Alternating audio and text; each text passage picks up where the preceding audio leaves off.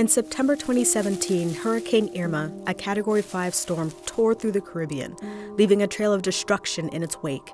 Then, just 2 weeks later, Hurricane Maria, another Category 5 storm, made landfall in Dominica, damaging and destroying 90% of buildings and leaving homes uninhabitable, with no electricity, gas, or drinking water. Like many small island developing states, the countries affected by increasingly extreme weather don't need to be told climate change is real. They're already seeing the impact.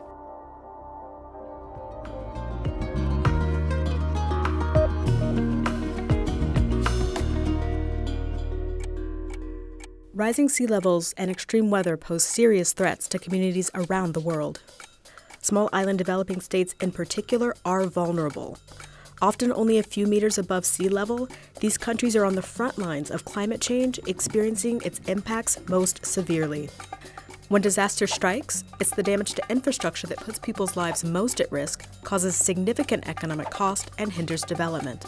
But what if, instead of posing risk, infrastructure could actually help countries weather the impacts of climate change?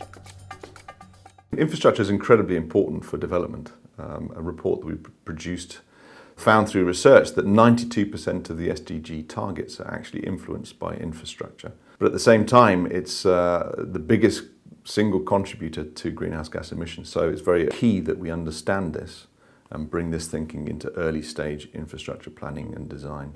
Steve Krosky is the Deputy Director of UNOP's Infrastructure and Project Management Group, which works to promote sustainable and long-lasting solutions for infrastructure development.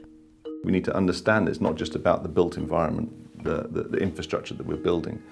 It's how the infrastructure we're building also relates to the nature itself.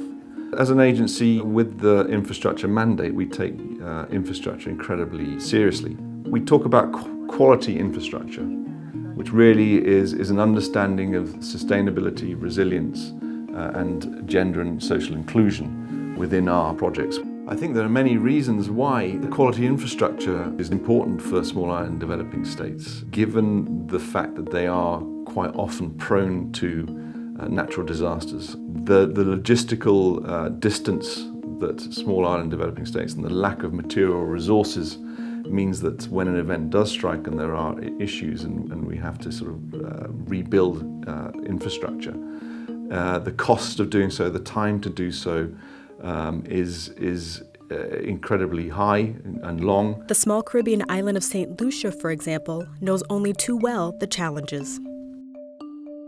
St. Lucia, like most Caribbean islands, is a small island developing state.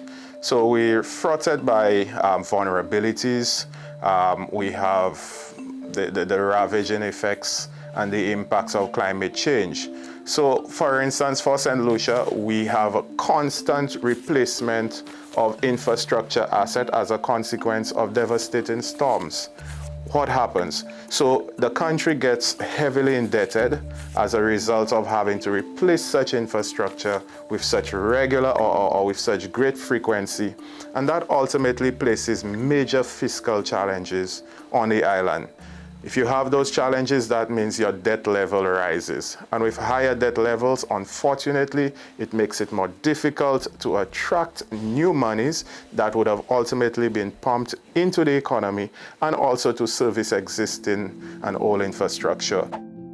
To enable governments to plan resilient and quality infrastructure, UNOPS has been working with the University of Oxford to develop an infrastructure systems modeling tool that uses evidence, data, and cross-sectoral analysis to identify risk and ensure better long-term planning. Let's look at how such an approach has been helping St. Lucia identify its infrastructure needs using its freight network as an example. Castries and VG cargo ports play a vital role in the freight network. Collectively, more than 50% of cargo leaves from these two locations. But with the more frequent storms brought on due to climate change, these ports are also exposed to an increased risk of flooding from storm surges and are threatened by rising sea levels. That's why it's important to invest in risk reduction measures for the ports to help make St. Lucia more resilient in the face of disasters.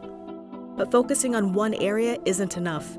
When planning infrastructure, it needs to be looked at as an interconnected network.